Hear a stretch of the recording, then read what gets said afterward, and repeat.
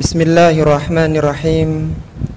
Assalamualaikum warahmatullahi wabarakatuh.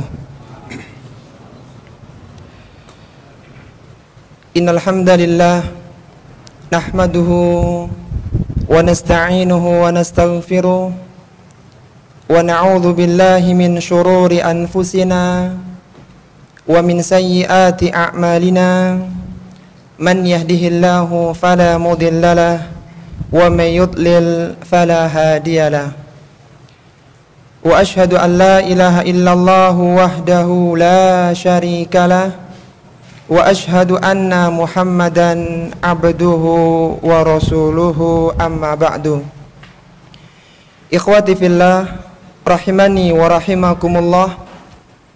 Alhamdulillah, kita panjatkan syukur kehadirat Allah Subhanahu wa taala yang mana sampai pada kesempatan malam hari ini kita masih diberikan kesehatan, kesempatan dan waktu luang sehingga kita bisa berkumpul bersama di majelis ilmu yang mulia.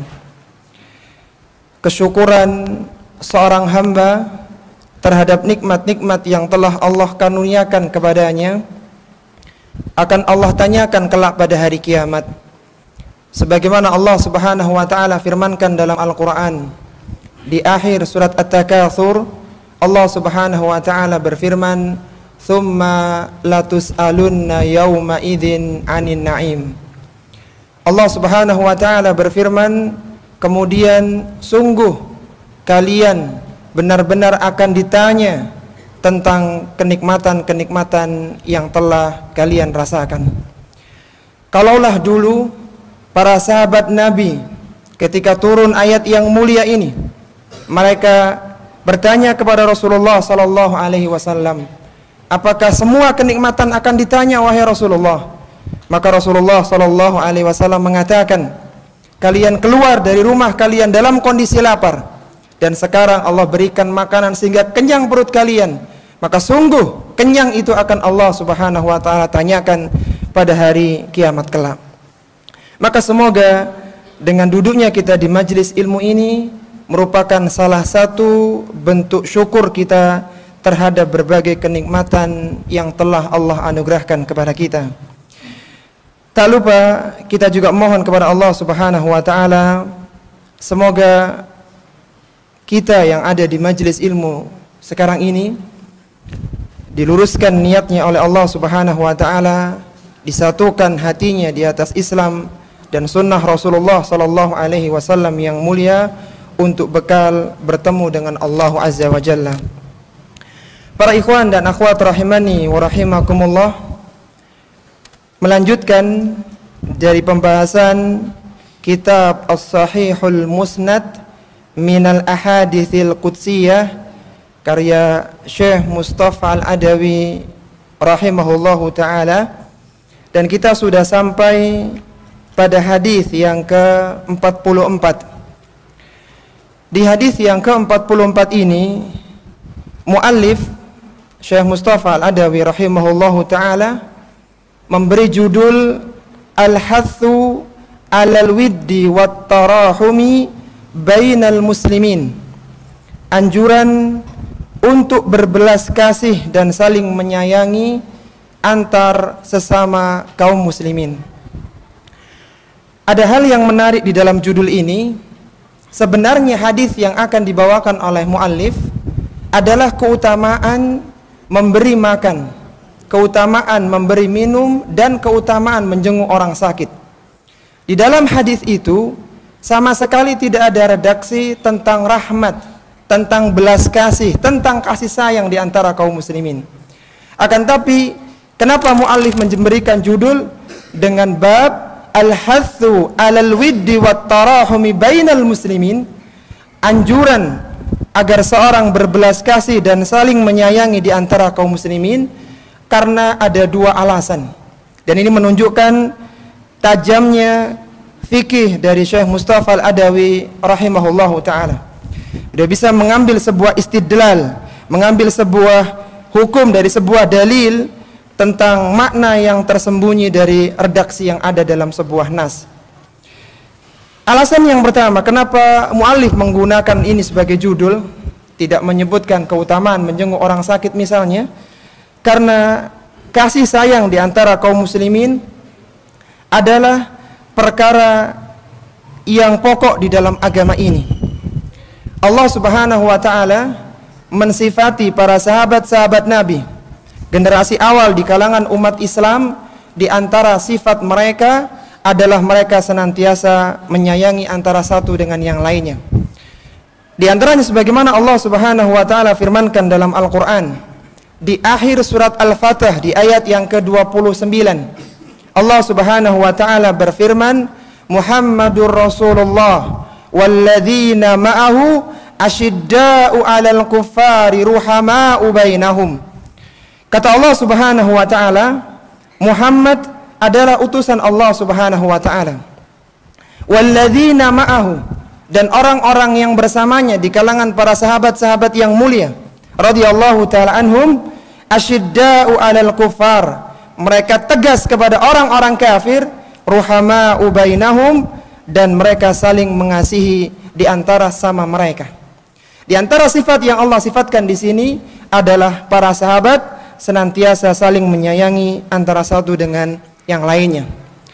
Bahkan tidak tanggung-tanggung, tidaklah ada penyebab yang menjadikan Allah Subhanahu wa ta'ala menurunkan satu ayat dalam Al-Quran, wa yu'thiruna ala anfusihim walau kana bihim khasasah. Ayat yang mulia ini turun dari langit yang ketujuh, bukan gara-gara seorang menginfakkan satu hartanya, bukan gara-gara dia menginfakkan emas berupa satu gunung Uhud berupa emas, bukan itu. Tapi ketika Nabi SAW kedatangan seorang tamu, kemudian beliau tidak ada makanan untuk menjamunya, maka beliau mengatakan kepada para sahabatnya, siapakah di antara kalian yang mau menjamu tamuku, rahimahullah, semoga Allah Subhanahu wa ta'ala merahmatinya. Maka bangkitlah Abu Talha radhiyallahu ta'ala anhu mengatakan, ana ya Rasulullah, aku wahai Rasulullah yang akan menjamu tamumu. Maka pulanglah dia kepada istrinya Ummu Sulaim radhiyallahu ta'ala anha, dan dikatakan, wahai istriku, siapkanlah makanan untuk tamu Rasulullah sallallahu alaihi wasallam.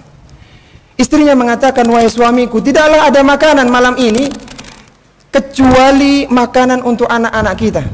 Mereka terlambat makan hari ini, dan itu adalah makanan untuk mereka malam ini. Kata Abu Talha radhiyallahu ta'ala anhu, tidurkanlah mereka, matikanlah lampu, dan kita puasa malam hari ini. Aku ingin menjamu tamu-tamu Nabi sallallahu alaihi wasallam. Akhirnya di malam itu tamu-tamu Nabi makan dengan kenyang, sedangkan Abu Talha, Ummu Sulaim, dan anak-anaknya semuanya tidur dalam kondisi lapar. Keesokan harinya Abu Talha datang kepada Rasulullah sallallahu alaihi wasallam, belum sampai keluar satu kata menceritakan kondisi malam harinya, maka Rasulullah mengatakan, laqad ajiballah, laqad dhahikallah, sungguh Allah takjub, Allah tertawa dengan fulan dan fulanah, yaitu Abu Talha dan Ummu Sulaim, yang berani menjamu tamu-tamu Nabi dalam kondisi perut mereka dalam keadaan lapar. Fa anzalallahu ta'ala al-ayah al-karimah, maka Allah turunkan ayat yang mulia, wa yu'thiruna ala anfusihim walau kana bihim khasasah, dan mereka lebih mengutamakan orang lain daripada diri mereka sendiri meskipun mereka membutuhkannya. Dan hadis ini sahih, diriwayatkan oleh Imam Bukhari di dalam sahihnya. Lihatlah bagaimana para sahabat mereka terbiasa untuk menyayangi antara satu dengan yang lainnya. Sehingga dalam hadis yang lain Rasulullah sallallahu alaihi wasallam menyebutkan bahwasanya mukmin yang satu dengan mukmin yang lainnya adalah satu tubuh. Kata beliau sallallahu alaihi wasallam, mathalul mu'min fit tawaddihim wa tarahumihim wa ta'atufihim mathalul jasad, idza ishtaka minhu udwun tada'a lahu sa'irul jasadi bis-sahari wal huma. Kata Nabi sallallahu alaihi wasallam, permisalan antara mukmin yang satu dengan mukmin yang lainnya di dalam masalah kecintaan, kasih sayang, dan kelemah lembutan seperti satu tubuh. Apabila salah satu anggota tubuh itu sakit, maka satu tubuh itu merasa demam, merasakan akibatnya dengan demam dan tidak bisa tidur. Maka Nabi SAW mengajarkan kepada kita, setelah kita mengenal manhaj yang mulia ini, kita berusaha untuk menanamkan kecintaan kepada orang-orang Islam. Rasulullah SAW menyatakan dalam hadisnya, la yu'minu ahadukum hatta yuhibba li akhihi ma yuhibbu li nafsihi. Kata Nabi SAW, tidaklah sempurna keimanan salah seorang di antara kalian sampai kalian mencintai saudara kalian sebagaimana kalian mencintai diri kalian sendiri. Bahkan di dalam masalah ini Allah Subhanahu wa taala menurunkan sebuah ayat yang mulia mengingatkan kita agar kita tidak membenci kaum muslimin. Kita tidak boleh menjelek-jelekan kaum muslimin dengan menurunkan sebuah doa yang ada dalam Al-Qur'an, itu doa Rabbana ighfir lana wa li ikhwanina alladhina sabaquna bil iman wa la taj'al fi qulubina ghillan lil ladzina amanu Rabbana innaka ra'ufur rahim. Ayat yang mulia ini Allah letakkan di dalam surat Al-Hasyr setelah menyebutkan perjuangan para sahabat bersama Rasulullah SAW dalam menyebarkan Islam. Terjadilah pengusiran Bani Nadir, pengusiran Bani Qainuqa, dan pembantaian di Bani Quraidah. Semuanya bersama para sahabat Nabi yang telah berjuang di dalam Islam. Maka tidak layak bagi orang-orang yang belakangan kecuali mereka mencintai para sahabat dan menyisipkan doa kebaikan kepada mereka dan kaum muslimin yang lainnya. Itu alasan yang pertama, kenapa muallif menggunakan judul seperti ini. Kemudian alasan yang kedua, bahwasanya yang dikatakan belas kasih, yang dikatakan menyayangi antar kaum muslimin adalah perkara yang abstrak, perkara yang tidak tampak dalam kasat mata dan sulit mengukur parameternya. Apakah seorang sudah mengasihi atau belum?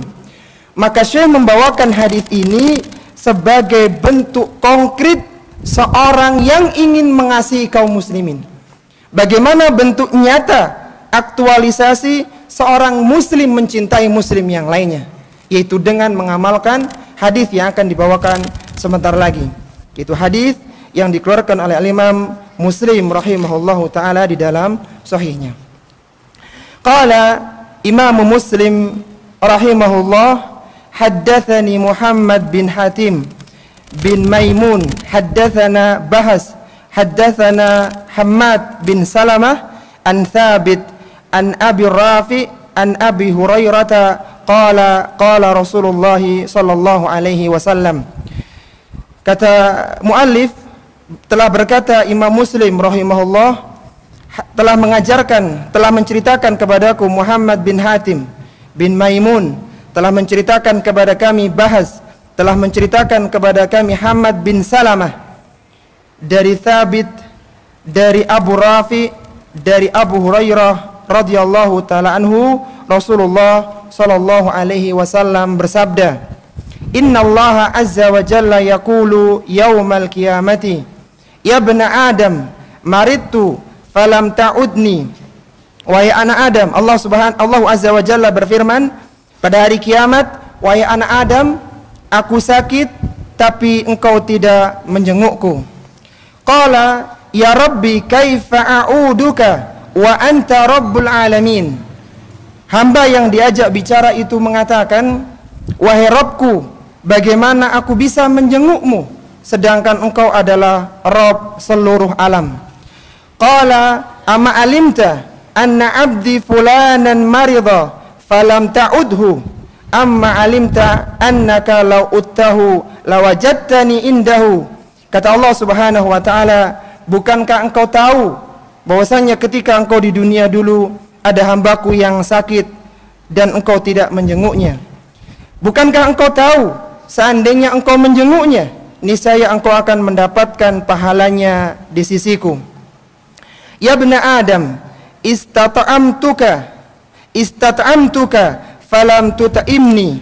Wahai anak Adam, aku meminta makan kepadamu dan engkau tidak memberikan makan kepadaku. Qala ya Rabbi wa kaifa ut'imuka wa anta rabbul alamin. Wahai Rabbku, bagaimana mungkin aku bisa memberimu makan sedangkan engkau adalah Rabb semesta alam. Qala ama alimta annahu istat'amaka abdi fulanun falam tut'imhu. Ama alimta annaka law at'amtahu lawajadta dzalika indi. Kata Allah Subhanahu wa taala, bukankah engkau tahu bahwasanya ada hambaku yang meminta makan tapi engkau tidak memberinya makan? Dan bukankah engkau tahu ketika engkau memberinya makan, sungguh engkau akan mendapatkan atau akan mendapati pahalanya di sisiku. Ya bani Adam, istasqaituka falam tuskini. Wahai anak Adam, aku meminta kepadamu minuman dan engkau tidak memberiku minum. Qala ya Rabbi kaifa asqika wa anta rabbul alamin.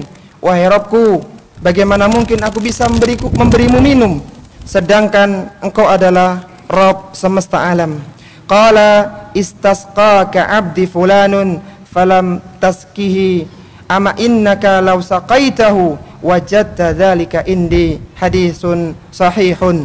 Kata Allah Subhanahu wa taala, bukankah engkau tahu bahwasanya hambaku pernah minta minum kepadamu dan engkau tidak memberinya minum? Dan bukankah engkau tahu seandainya engkau memberinya minum, niscaya engkau akan mendapati pahalanya di sisiku. Hadis ini adalah hadis yang sahih, dikeluarkan oleh Al-Imam Muslim dalam sahihnya di juz yang keempat nomor 2569. Para jamaah rahimani wa rahimakumullah, dari hadis yang mulia ini terambillah 6 faidah yang bisa kita keluarkan dari keterangan para ulama-ulama kita. Faidah yang pertama, bahwa Allah Azza wa Jalla akan berbicara kepada hambanya pada hari kiamat. Allah Azza wa Jalla akan berbicara kepada hambanya pada hari kiamat. Faidah ini terambil dari potongan hadis yang pertama, innallaha azza wa jalla yaqulu yaumal qiyamah. Allah Azza wa Jalla akan berbicara pada hambanya pada hari kiamat kelak. Akidah ahlu sunnati wal jamaah, mereka meyakini bahwasannya kelak pada hari kiamat Allah Subhanahu wa ta'ala akan berbicara kepada hambanya, dan hamba pun akan berbicara dengan Allah Subhanahu wa ta'ala. Dan pembicaraan ini terjadi di dalam banyak keadaan, ketika di arasatil qiyamah, di mahsyar, ketika terjadi hisab, dan banyak hal yang lainnya. Dan pembicaraan antara hamba dengan Allah ini tidak ada penerjemah di antara mereka. Allah langsung berdialog dengan hamba tersebut. Sebagaimana Rasulullah sallallahu alaihi wasallam pernah bersabda, la yalqiyannallahu ahadakum yauma yalqahu wa laysa bainahu wa bainahu turjuman yutarjimu lahu. Kata Nabi sallallahu alaihi wasallam, sungguh Allah Subhanahu wa taala akan menemui kalian pada hari bertemu dengannya. Wa laysa bainahu wa bainahu turjuman, dan tidak ada antara kalian dengan Allah seorang penerjemah, yutarjimu lahu, yang akan menerjemahkan pembicaraan Allah Subhanahu wa taala kepada kalian. Di sana akan terjadi hisab, terjadi penunjukan amalan-amalan seorang hamba. Sehingga Aisyah radhiyallahu taala pernah menyatakan, wahai Rasulullah, bagaimana kiranya ketika Allah Subhanahu wa taala menanyakan semua amalan-amalan kita. Maka Nabi SAW mengatakan, ketika Allah meneliti semua perkara hamba, maka dia pasti akan binasa. Rasulullah mengajarkan sebuah doa, Allahumma hasibni hisaban yasira. Ya Allah, hisablah aku dengan hisab yang mudah, yaitu setelah ditunjukkan amalannya, kemudian Allah Subhanahu wa taala melepaskannya, tidak menanyainya. Ini pelajaran yang pertama. Kemudian faedah yang kedua yang terambil dari hadis yang mulia ini, bahwasannya menunjukkan kedekatan orang yang sakit dengan Allah Subhanahu wa taala. Hadis ini menunjukkan kedekatan orang yang sakit dengan Allah Subhanahu wa taala. Ini terambil dari potongan hadis, ya bani Adam maritu falam ta'udni Qala rabbi kaifa a'uduka wa anta rabbul alamin. Wahai anak Adam, aku sakit, kenapa engkau tidak menjengukku? Anak Adam itu mengatakan, bagaimana aku bisa menjengukmu sedangkan engkau adalah Rabb semesta alam. Kata para ulama kita ketika menjelaskan hadis ini, di antara Imam An-Nawawi rahimahullahu taala, kata sakit ketika disandarkan kepada Allah, maritu, Allah mengatakan aku sakit, ini menunjukkan untuk pemuliaan kepada hamba yang sedang sakit itu. Allah Subhanahu wa taala menyandarkan sakit kepada dirinya, menunjukkan pemuliaan kepada seorang hamba yang sakit, sekaligus mengisyaratkan dekatnya posisi dia dengan Allah Subhanahu wa taala.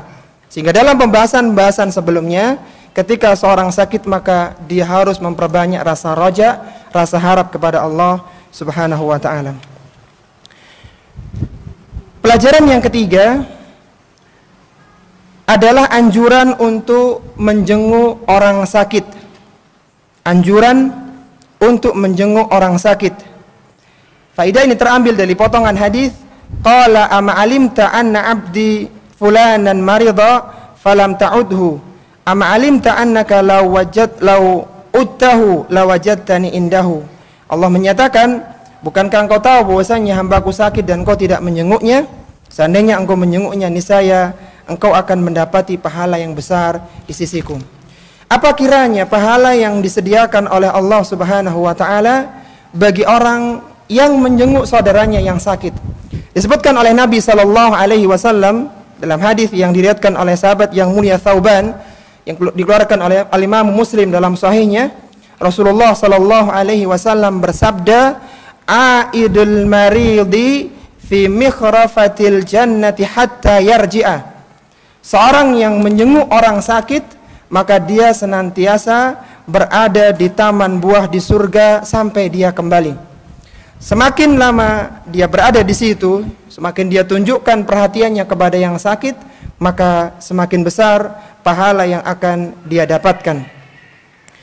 Dan seorang yang menjenguk saudaranya, maka dia telah menunaikan hak kepada sesama muslim. Sebagaimana Rasulullah sallallahu alaihi wasallam pernah bersabda, haqqul muslimi ala muslimi sittun wa dzakara minha idza marida fa'udhu.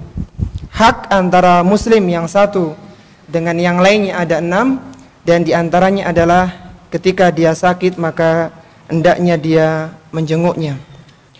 Menjenguk orang yang sakit selain diutamakan kepada saudara kita yang muslim, juga diperintahkan kita untuk menjenguk kerabat atau orang-orang yang kita kenal meskipun mereka agamanya non-muslim. Jadi menjenguk orang sakit kepada seorang muslim itu utama, tapi ketika ada kerabat, teman dan orang yang kita kenal dan dia bukan non-muslim, maka tetap dianjurkan untuk menjenguknya. Sebagaimana yang dilakukan oleh Nabi sallallahu alaihi wasallam yang diceritakan oleh sahabat yang mulia Anas bin Malik. Anas bin Malik adalah sahabat yang sejak usia 10 tahun sudah menjadi pelayan Nabi sallallahu alaihi wasallam, dan ketika Rasulullah wafat maka Anas berusia 20 tahun, sehingga 10 tahunlah dia mengabdi melayani Rasulullah sallallahu alaihi wasallam. Di dalam masa 10 tahun itu, di antara kejadian yang menarik bagi Anas, diceritakan dalam hadis Muslim, dalam hadis Bukhari, kana ghulamun yahudiyyun yakhdumun nabiyyi sallallahu alaihi wasallam famarida. Ada seorang pemuda Yahudi yang dulu pernah menjadi pembantu Nabi sallallahu alaihi wasallam dan dia sedang sakit. Apa yang dilakukan oleh Nabi sallallahu alaihi wasallam? Fa'atahu an-nabiyyu sallallahu alaihi wasallam ya'uduhu. Maka Nabi sallallahu alaihi wasallam pun menjenguknya. Yahudi kira-kira agamanya Islam atau non-muslim? Yahudi, non-muslim, tapi dijenguk oleh Nabi sallallahu alaihi wasallam. Kenapa? Karena beliau kenal ini dulu adalah pembantunya. Faqa'ada inda ra'sihi. Rasulullah duduk di sebelah kepalanya. Faqala lahu aslim. Rasulullah mengatakan, Islamlah engkau. Fanadhara ila abihi wa huwa indahu. Maka dia melihat kepada bapaknya yang ada di sisinya. Faqala lahu ati Abul Qasim sallallahu alaihi wasallam. Kata bapaknya, taatilah Abul Qasim, yaitu Rasulullah sallallahu alaihi wasallam. Fa aslama, kemudian dia menyatakan keislamannya. Fa kharaja an-nabiy sallallahu alaihi wasallam wa huwa yaqulu alhamdulillahilladzi anqadahu minan nar. Maka Nabi sallallahu alaihi wasallam keluar dari menjenguk itu, beliau mengatakan segala puji bagi Allah yang telah menyelamatkan pemuda ini dari jurang neraka. Mungkin ya para jamaah rahimani wa rahimakumullah, ada seorang muslim yang dia misal saja naudzubillah min dzalik, dia mendapati kecelakaan di jalan raya ya, naudzubillah min dzalik ya. Kemudian dia dapati orang yang kecelakaan itu adalah orang yang non muslim dengan tanda-tanda yang ada di tubuhnya. Kemudian dia dapati orang itu dalam kondisi sakaratul maut. Maka saat itu jangan sia-siakan. Ajari dia qul la ilaha illallah. Katakan la ilaha illallah. Siapa tahu di detik-detik terakhir itu dia berhasil mengatakan la ilaha illallah. Yang kata Nabi sallallahu alaihi wasallam, la an yahdiyakallahu bika rajulan wahidan khairun laka min humrin na'am. Kata Nabi sallallahu alaihi wasallam ketika melepas Ali bin Abi Thalib di perang Khaybar, wahai Ali, seandainya engkau berhasil mengajak orang ke dalam agama Islam yang mulia ini, satu saja, maka itu lebih baik bagimu daripada engkau mendapatkan onta merah. Jadi jangan dibiarkan, meskipun dia kafir, tawarkan, katakan wahai bapak la ilaha illallah. Kalau dia mengatakan alhamdulillah, kalau tidak maka semua telah ditulis oleh Allah Subhanahu wa taala takdirnya. Dan hendaknya seorang yang menjenguk orang sakit itu menanyakan kondisi orang yang sedang sakit. Sebagaimana Aisyah radhiyallahu taala anha ketika menjenguk bapaknya Abu Bakar dan Bilal yang sedang mengalami demam, Aisyah mengatakan laqad qadima Rasulullah sallallahu alaihi wasallam al-Madinata wa ika Abu Bakrin wa Bilal. Ketika Rasulullah datang ke Madinah, maka Abu Bakar dan Bilal sedang mengalami demam. Qalat fadakhaltu alaihima, aku masuk di keduanya Abu Bakar dan Bilal. Fakultu, aku mengatakan ya abati kaifa tajiduka wa ya Bilal kaifa tajiduka. Wahai bapakku, bagaimana keadaanmu? Wahai Bilal, bagaimana kondisimu? Perlu menanyakan kondisi orang yang sakit. Dan seorang yang menjenguk orang yang sakit hendaknya menjaga ucapannya. Hindari perkataan-perkataan yang gurauan, yang sifatnya lelucon, dikurangilah paling tidak. Kenapa? Karena bisa jadi kata-kata yang dilontarkan meskipun gurauan, tapi itu bisa menjadi kenyataan. Sebagaimana Rasulullah sallallahu alaihi wasallam pernah mengingatkan kepada kita, idza hadartumul marida awil mayyita, kalau kalian mendatangi orang yang sakit atau sedang mendatangi jenazah, faqulu khairan, ucapkanlah dengan ucapan-ucapan yang baik. Kenapa? Fa innal malaikata yu'minuna ala ma taqulun, karena malaikat akan mengaminkan apa yang kalian ucapkan. Jadi meskipun niatnya ingin bergurau dengan mengatakan sakit yang kayak gini, tetangga depan rumah nggak lama meninggal, dia guyon pinginnya, pengen mencairkan suasana, tapi ini guyon, gurauan yang bukan pada tempatnya. Katakanlah kata-kata yang baik, harapan kesembuhan kepada orang yang sedang sakit. Di antara doa yang kita dianjurkan untuk membacanya adalah la ba'sa tahurun insyaallah, Allahumma shfi fulan. Dan ada satu doa yang cukup ampuh ya, yang perlu kita bacakan kepada orang yang sakit, yaitu dengan membaca as'alullahal azim rabbal arsyil azim ayyashfiyaka. Coba kita baca bareng-bareng. As'alullahal azim rabbal arsyil azim ayyashfiyaka. Coba satu kali lagi, kayaknya belum hafal ini. As'alullahal azim rabbal arsyil azim ayyashfiyaka. Apa kata Nabi sallallahu alaihi wasallam bagi orang yang membaca doa ini sebanyak 7 kali? Ini doa yang ampuh yang langsung diajarkan oleh Nabi sallallahu alaihi wasallam yang mulia kepada kita. Kata beliau, man ada maridan lam yahdur ajaluhu. Barang siapa yang menjenguk orang sakit dan belum datang ajalnya, artinya sakit itu bukan pengantar kematiannya, faqala indahu sab'a mirarin, dan dia baca doa ini sebanyak 7 kali. Apa doanya? As'alullahal azim Rabbal arsyil azim ayyashfiyaka. Doanya adalah, aku memohon kepada Allah yang maha agung, pemilik arsy yang agung, agar memberikan kesembuhan kepadamu.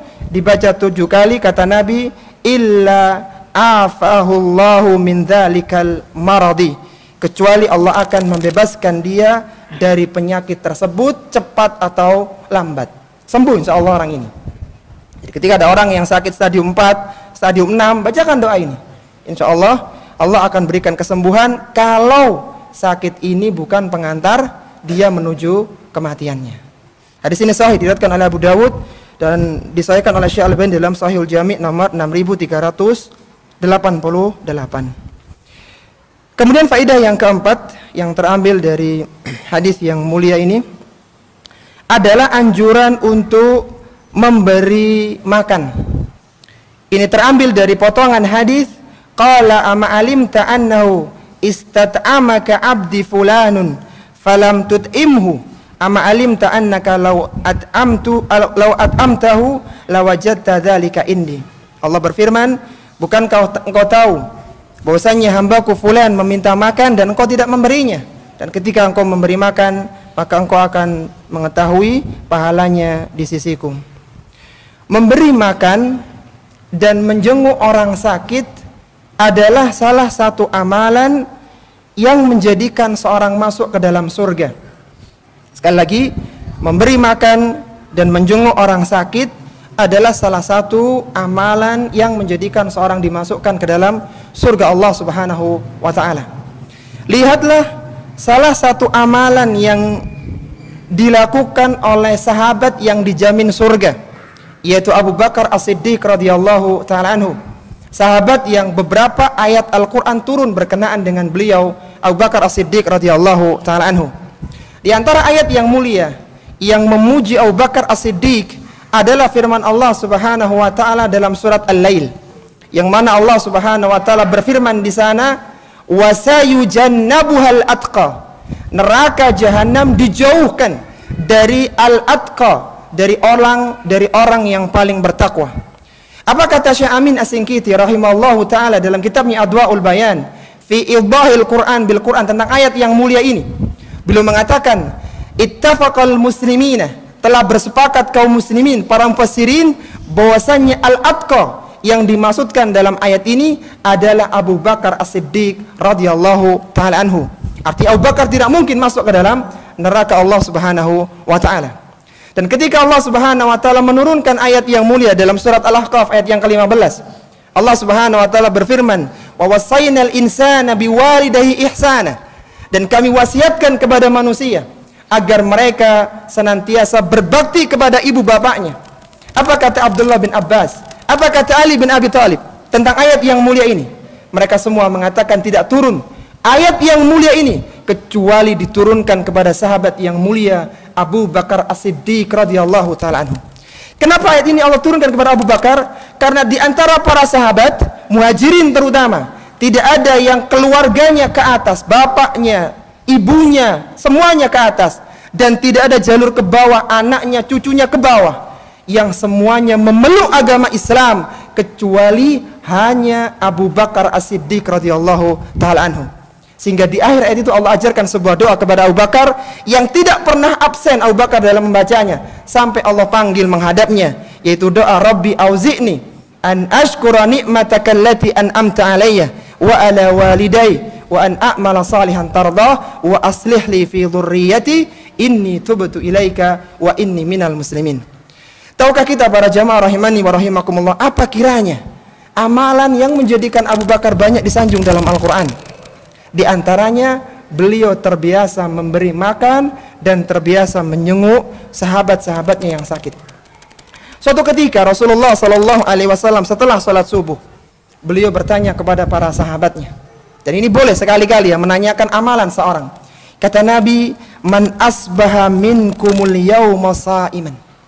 Wahai sahabat-sahabatku, siapa di antara kalian yang pagi hari ini dia sedang berpuasa? Qala Abu Bakrin radhiyallahu ta'ala anhu, ana. Maka tidak ada yang angkat tangan kecuali hanya Abu Bakar. Dia mengatakan, saya wahai Rasulullah, saya sedang puasa pagi ini. Qala, maka Nabi kembali bertanya, faman tabi'a minkumul yawma janazatan. Siapa kiranya di pagi yang gelap ini yang sudah menjenguk, sudah mengantar jenazah. Maka qala Abu Bakrin radhiyallahu ta'ala anhu, ana. Kata Abu Bakar, saya sudah wahai Rasulullah, aku sudah mengantarkan jenazah tadi sebelum subuh. Qala faman at'ama minkumul yawma miskinan. Siapa di antara kalian wahai sahabatku jamaah salat subuh yang sudah memberi makan kepada orang miskin pagi ini? Qala Abu Bakar radhiyallahu ta'ala anhu, ana. Kembali Abu Bakar angkat tangan, saya wahai Rasulullah sudah memberi makan orang miskin. Qala, maka pertanyaan yang terakhir dari Nabi, faman ada minkumul yawma maridhan. Siapa di antara kalian yang pagi ini sudah menjenguk orang sakit?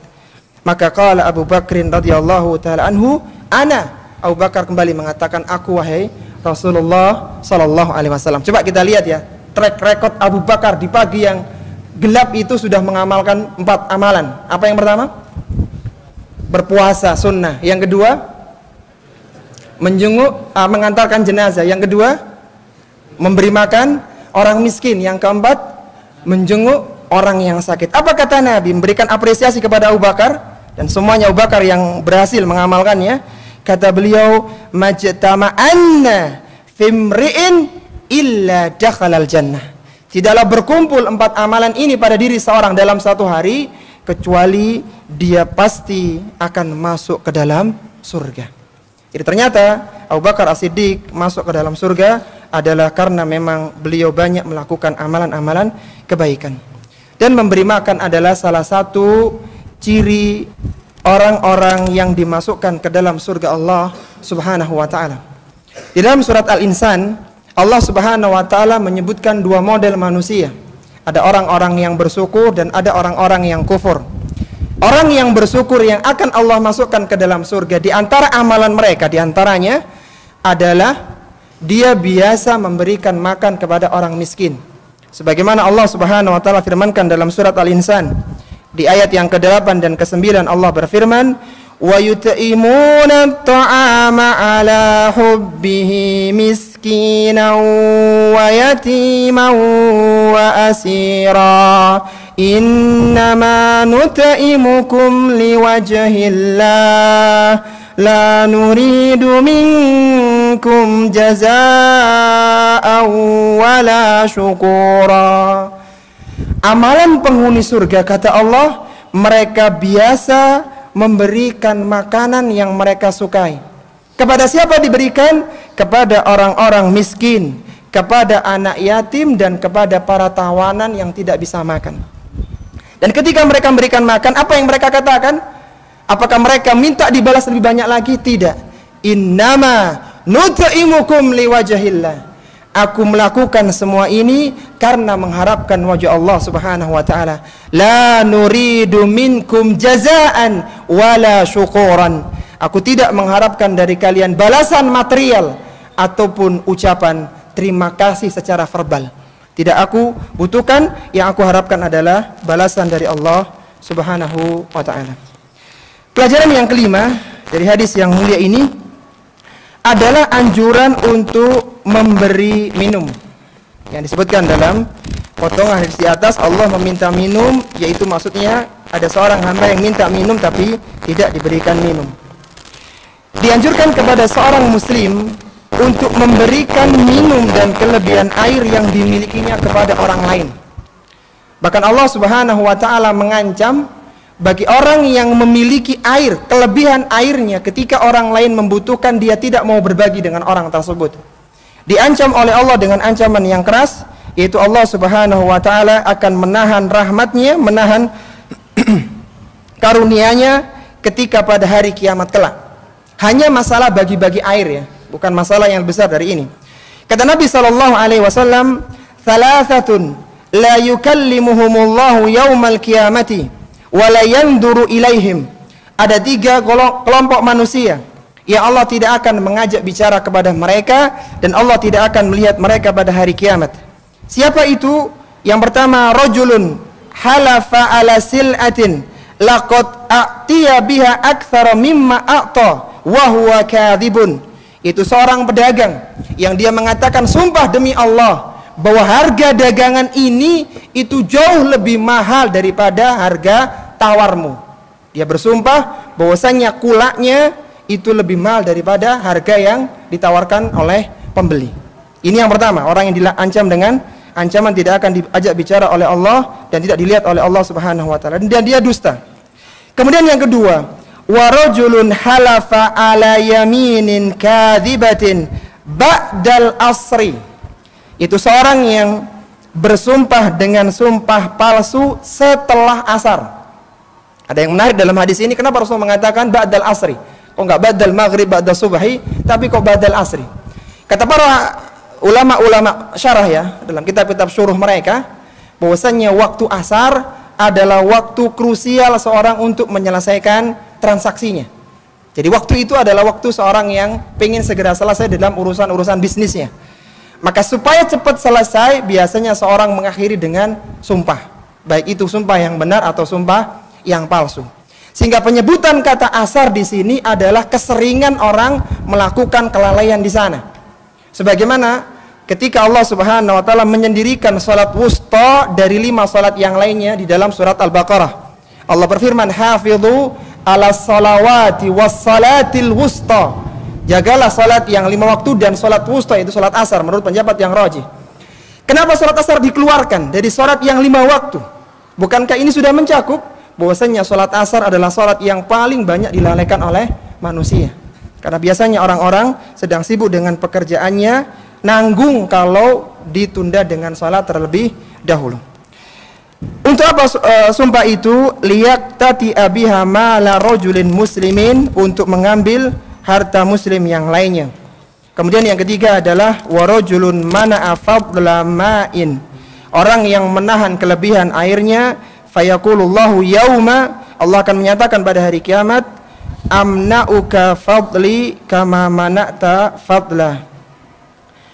Aku akan menahan karuniaku sebagaimana engkau telah menahan kelebihan airmu, malam ta'mal yadaka, yang engkau tidak bisa mengusahakan dengan tanganmu.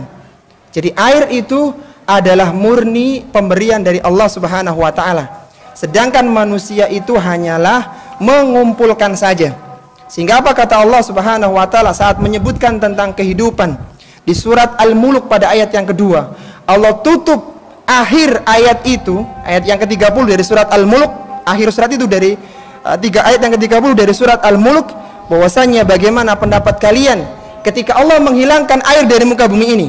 Apakah kalian bisa mendatangkan air lain yang tidak Allah datangkan untuk kalian? Allah mengatakan, "Qul ara'aitum in asbaha ma'ukum ghaura faman ya'tikum bima'in ma'in." Kata Allah Subhanahu wa taala, bagaimana pendapat kalian kalau kalian itu dijadikan bumi kalian kering kerontang, tidak ada sepeser pun, tidak ada setetes pun air untuk kalian. Faman ya'tikum bima'in ma'in. Siapa kiranya yang mampu mendatangkan air yang mengalir kepada kalian? Air datangnya dari Allah, maka kita tidak boleh pelit di dalam membagikan air, karena hakikatnya kita hanya mengolahnya saja. Kita dengarkan adzan dulu. Wassallallahu ala nabiyyina Muhammadin wa ala alihi wa sahbihi wa sallama tasliman katsira.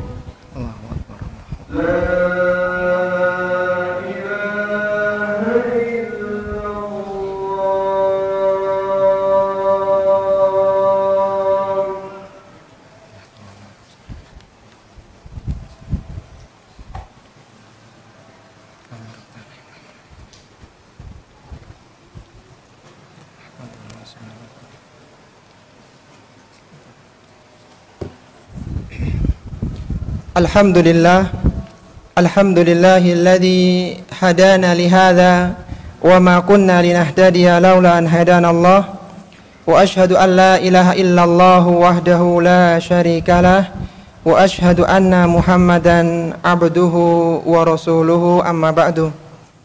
Sebelum kita masuk pada faidah yang ke-6 dari hadis yang ke-44, coba kita murojaah dulu 5 faedah yang sudah kita pelajari bersama. Apa faedah yang terambil tadi?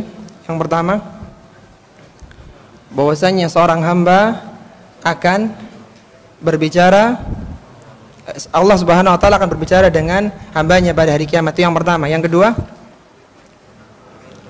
kedekatan orang yang sakit dengan Allah Subhanahu wa taala. Yang ketiga, anjuran untuk menyenguk orang sakit. Yang keempat, anjuran untuk memberi makan. Yang kelima, anjuran untuk memberi minum. Sekarang faedah yang terakhir yang terambil dari hadis ini, bahwasanya hadis-hadis yang berkaitan tentang Allah Subhanahu wa taala dipahami sesuai dengan zahirnya. Hadis-hadis yang berkaitan dengan Allah, tentang Allah Subhanahu wa taala, dipahami sesuai dengan zahirnya.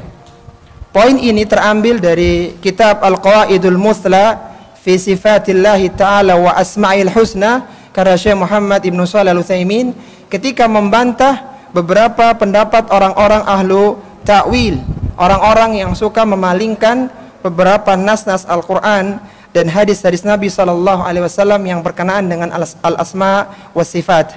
Bila menyebutkan bahwasannya hadis yang berkaitan tentang Allah Subhanahu wa taala harus dipahami berdasarkan zahirnya, tidak boleh ditahrif, tidak boleh dirubah maknanya.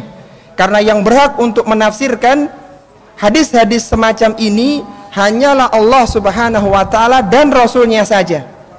Jika tidak ada keterangan dari Allah Subhanahu wa taala dan Rasulnya yang menerangkan tentang tafsirannya, maka seorang muslim cukup dia mengimani redaksi teks sesuai dengan apa adanya. Maksudnya begini, dalam hadis tadi Allah Subhanahu wa taala menyebutkan Allah sakit. Seandainya tidak disebutkan tafsirannya, maka kita imani apa adanya. Tapi alhamdulillah Allah Subhanahu wa taala menyebutkan tafsirannya bahwa yang dimaksud sakit adalah ada seorang hamba yang sakit, bukan Allah Subhanahu wa taala. Ketika nanti ada hadis-hadis lain yang dinisbahkan kepada Allah dan Allah tidak menyebutkan keterangannya, penjelasannya, maka biarkan redaksinya sesuai dengan zahirnya. Kita harus meletakkan akal kita di bawah nas-nas dalil yang mulia. Jangan sampai mentarif, merubah, memalingkan maknanya karena kita tidak memilih hak sama sekali untuk menafsirkan yang demikian itu. Seandainya ada tafsiran, pastilah akan dijelaskan oleh Allah Subhanahu wa taala. Pasti akan dijelaskan oleh Rasulullah, minimal akan dijelaskan oleh para sahabat-sahabat Nabi ketika pertama kali mendengarkan firman Allah yang mulia ini. Tapi ketika tidak ada, maka sudah cukup kita taslim, kita tundukkan akal kita di bawah nas dalil yang mulia. Apa kata Imam At-Tahawi dalam kitabnya Aqidah Tahawiyah, mengingatkan kepada kita tentang masalah kita tentang pentingnya kita taslim di bawah dalil, kita letakkan akal kita di bawah dalil ayat Al-Qur'an dan sunnah Nabi sallallahu alaihi wasallam. Kata beliau, wala tathbutu qadamul islami illa ala dhahri taslimi wal istislam. Kata Imam Abu Ja'far At-Tahawi dalam salah satu poin akidah Ahlussunnahnya, salah satu keyakinan Ahlussunnah wal Jamaah, beliau mengatakan tidak akan pernah tegak sendi keislaman seorang kecuali dibangun di atas at-taslim wal istislam, yaitu di atas ketundukan dan kepasrahan kepada nas-nas dalil, baik itu dalam Al-Quran maupun sunnah Nabi Sallallahu Alaihi Wasallam. Sekarang kita masuk pada hadis yang ke-45. Mu'allif Syekh Mustafa Al-Adawi rahimahullahu ta'ala membuat judul dalam hadis yang ke-45 ini dengan fadlu syahadatil jiranil aqrabina wa thanaihim, keutamaan persaksian tetangga dekat dan pujian mereka. Apa kiranya munasabah ya, keterkaitan antara hadis yang ke-45 dengan hadis yang ke-44? Nanti beliau akan menyebutkan keutamaan seorang yang dipuji oleh 4 orang tetangganya. Maka kaitannya dengan pembahasan sebelumnya, karena seorang penulis itu selalu ada sistematika di dalam menulis, tidak mungkin lepas antara satu dengan yang lainnya. Kaitannya adalah ketika seorang muslim menjalankan 3 amalan yang disebutkan dalam hadis 44. Dia jenguk tetangganya yang sakit, dia beri makan tetangganya, dia beli minum, minimal tetangganya. Lalu 4 orang tetangganya itu memberikan persaksian bahwasanya orang ini orang baik, maka dia akan mendapatkan keutamaan seperti yang akan disebutkan dalam hadis sebentar lagi. Hadisnya adalah qala Imam Ahmad rahimahullah, haddatsana Ma'mal, haddatsana Hammad, ay Hammad bin Salamah, haddatsana Salim an Anasin anna Nabiy sallallahu alaihi wasallam qala. Berkata Imam Ahmad dalam musnadnya, telah menceritakan kepadaku Ma'mal, telah menceritakan kepada kami Hammad. Hammad yang dimaksud adalah Hammad bin Salamah, sebagaimana riwayat yang lainnya. Telah menceritakan kepada kami Anas, bahwa telah menceritakan kepada kami Salim, telah menceritakan kepada kami Anas bahwa Nabi sallallahu alaihi wasallam pernah bersabda, "Ma min muslimin yamutu fayashhadu lahu arba'atu ahli abyatin min jiranihil adnaina illa qala qad qabiltu ilmakum fihi wa ghafartu lahu ma la ta'lamun hasanun li ghairihi."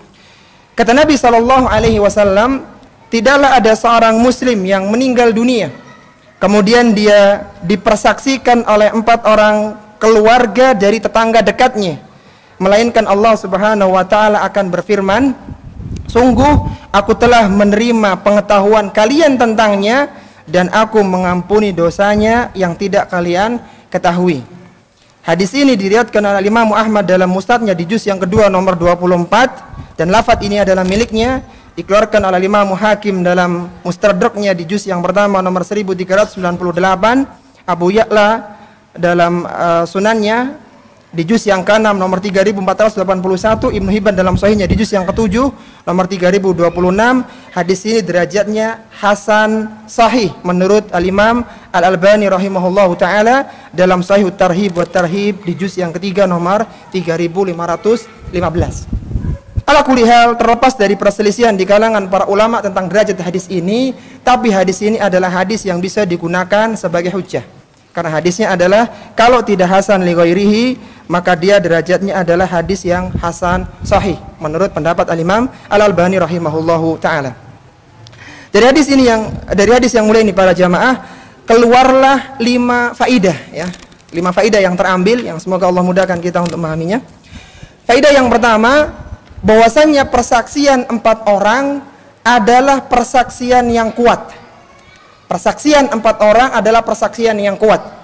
Rasulullah sebutkan dalam awal hadis ini, ma min muslimin yamutu fayashhadu lahu arba'atun. Tidaklah ada seorang muslim yang meninggal dunia lalu dipersaksikan dengan 4 orang. Siapa yang masih ingat saksi nikah itu ada berapa? Minimal 2. Allah tidak gunakan saksi lebih dari 2 kecuali di dalam perkara-perkara yang penting. Di antaranya ada di dalam masalah tuduhan zina. Allah gunakan saksi 4 orang. Allah Subhanahu wa taala berfirman dalam surat An-Nur ayat yang ke-4, "Walladzina yarmunal muhsanati tsumma lam ya'tu bi arba'ati syuhada." Dan orang-orang yang menuduh wanita baik-baik berbuat zina, mereka tidak mendatangkan 4 orang saksi. Apa akibatnya? Fajliduhum thamanina jaldatan.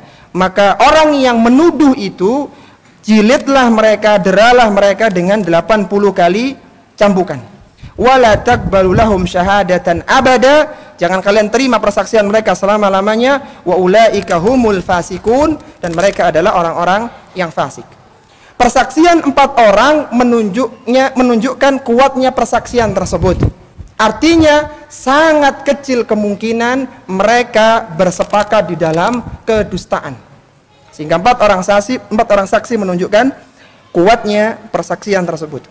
Kemudian yang kedua, pelajaran yang terambil dari hadis ini bahwa perintah untuk berbuat baik kepada tetangga dekat dan larangan untuk mengganggu mereka. Perintah untuk berbuat baik kepada tetangga dekat dan larangan untuk mengganggu mereka. Poin ini terambil dalam potongan hadis, fayashhadu lahu arba'atu ahli abyatin min jiranihil adnain.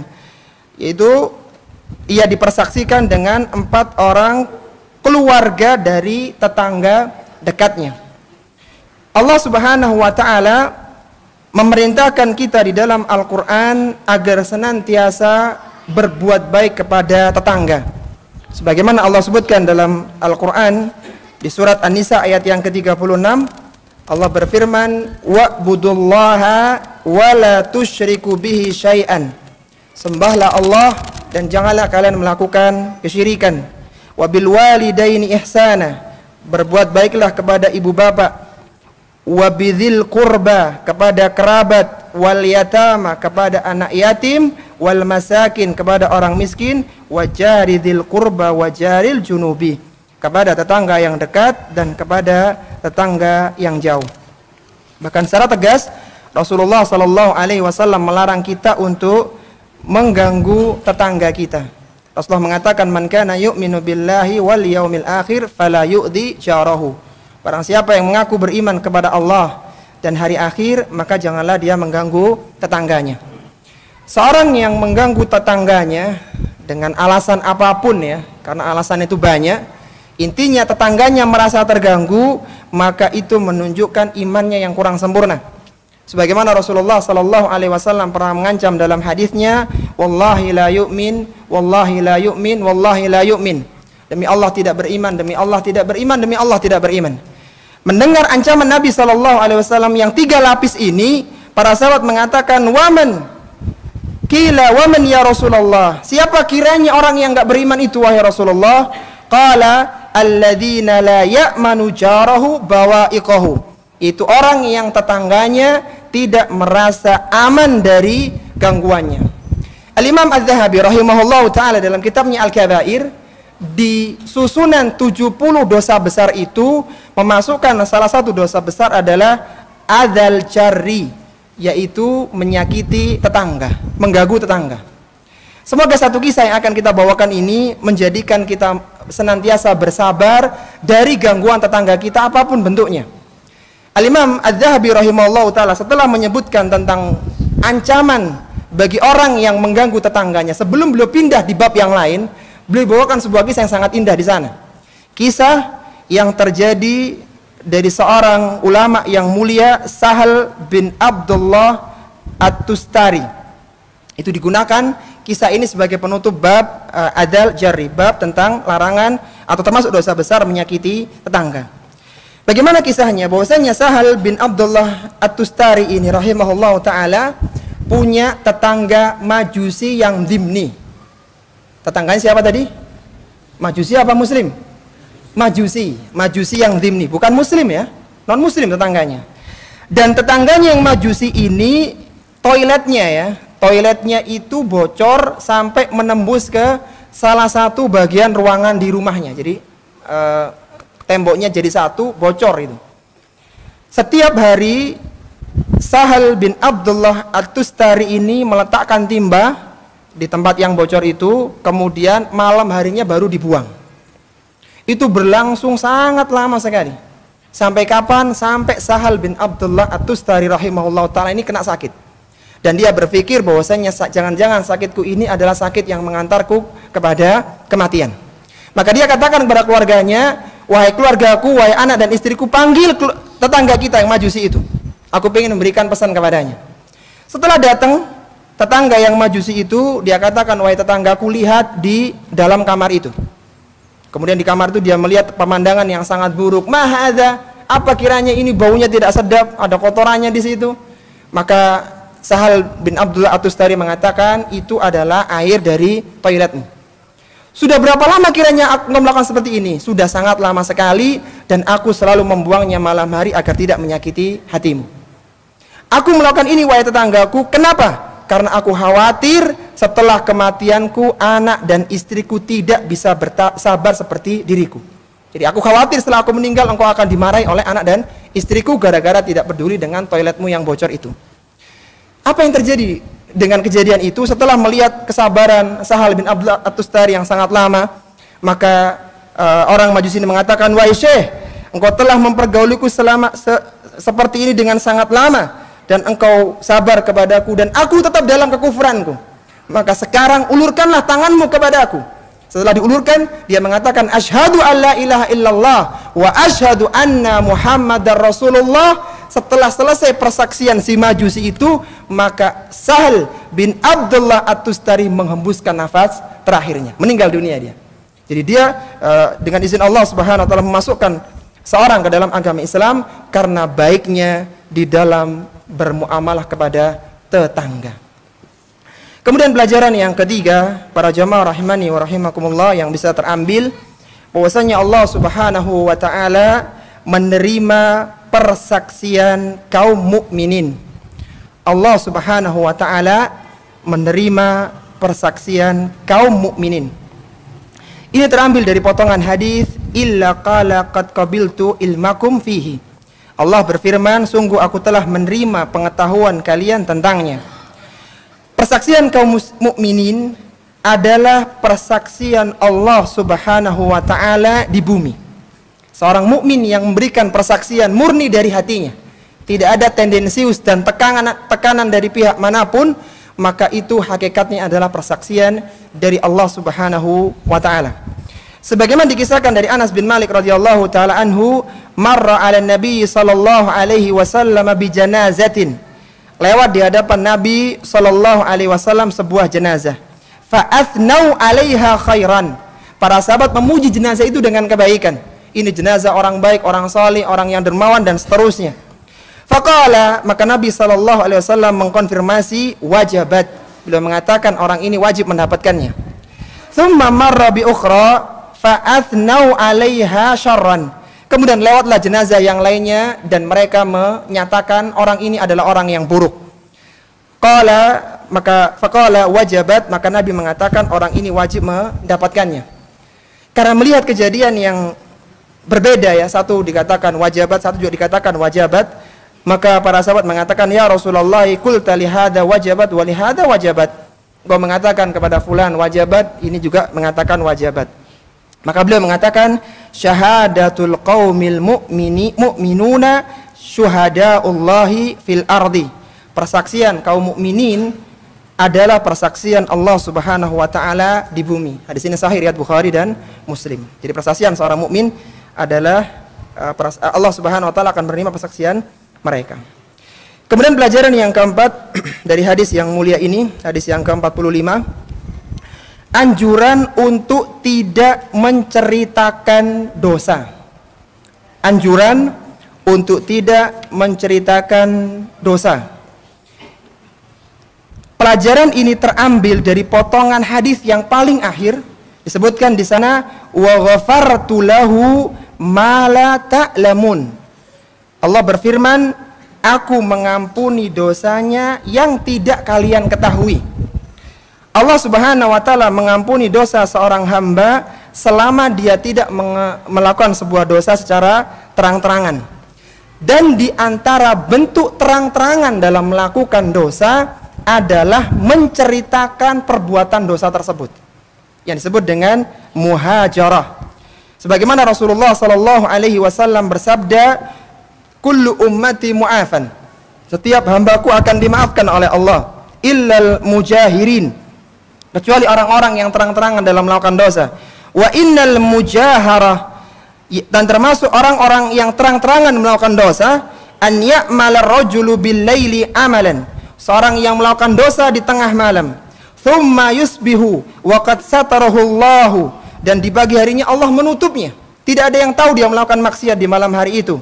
Fayaqul, dia mengatakan, ya fulan amiltul bariha kada wa kada, wahai fulan, barusan aku melakukan dosa ini dan dosa itu.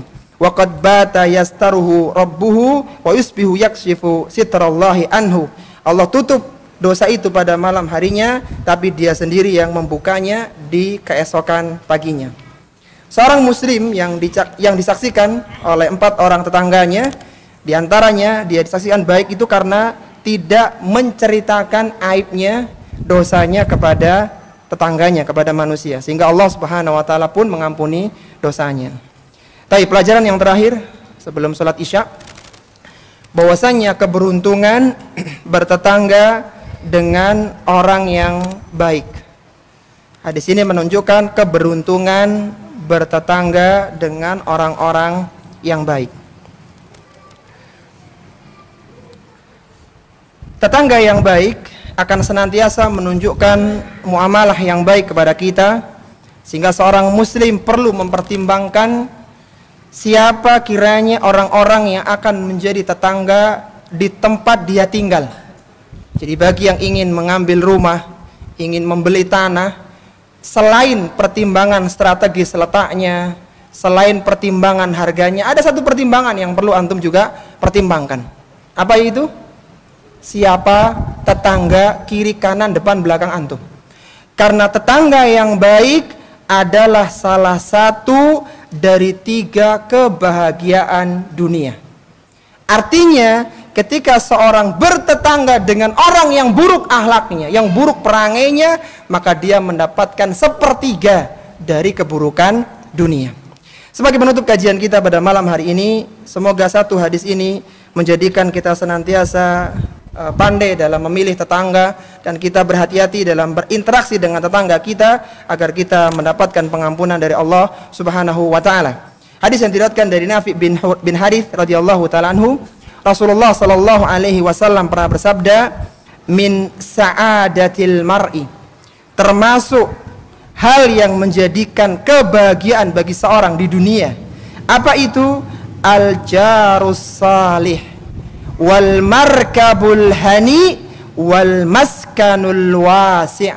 Kata Nabi, termasuk dari 3 hal yang membahagiakan seorang muslim, yaitu tetangga yang baik, kendaraan yang nyaman, dan tempat tinggal yang luas. Hadis ini sahih diriwayatkan oleh Imam Ahmad bin Hanbal rahimahullahu taala dan dinilai sahih li ghairi oleh Syekh Albani dalam Sahih Tarhib wa Tarhib di juz yang kedua nomor 2575. Ini para jamaah rahimani wa rahimakumullah yang bisa kita bahas pada kesempatan malam hari ini. Semoga dengan mendengarkan hadis-hadis qudsi di nomor yang ke-44 dan ke-45 kita semakin cinta kepada kaum muslimin, hati kita dilembutkan dan tidak dijadikan hati ini dengki kepada orang-orang yang beriman. Kata-kata kita tidak pernah menyakiti orang lain, bahkan menyejukkan hati orang lain, dan kita dijadikan sebagai orang-orang yang bersabar ketika bermuamalah dengan tetangga kita, depan, belakang, kiri, dan kanan. Kita mohon kepada Allah Subhanahu wa taala, semoga Allah senantiasa menyatukan hati-hati kita dan menghidupkan kita di atas Islam serta mewafatkannya di atas agama Islam yang mulia. Allahumma alif baina qulubina wa aslih dhata bainina wahdina subulas salam wa najjina minadh dhulumati ilan nur. Allahumma tawaffana muslimin wa ahyina muslimin wa alhiqna bis salihin ghaira ghazaya wala maftunin. Rabbana la tuzigh qulubana ba'da idh hadaitana wa hab lana min ladunka rahmah innaka antal wahhab. Allahumma inna nas'aluka al-huda wat tuqa wal afafa wal ghina.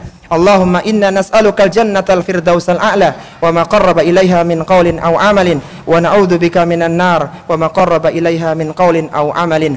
Allahumma inna nas'aluka ladzatan nadhari ila wajhika wasyauqa ila liqa'ika fi ghairi dharra'a mudirratin wala fitnatin mudillatin. Allahumma zayyinna bizinatil iman waj'alna hudatan muhtadin. Wa sallallahu ala nabiyyina Muhammadin wa ala alihi wa sahbihi wa sallam. Subhanakallahumma wa bihamdika asyhadu an la ilaha illa anta astaghfiruka wa atubu ilaik wa akhiru da'wana anil hamdulillahi rabbil alamin. Wassalamu alaikum warahmatullahi wabarakatuh.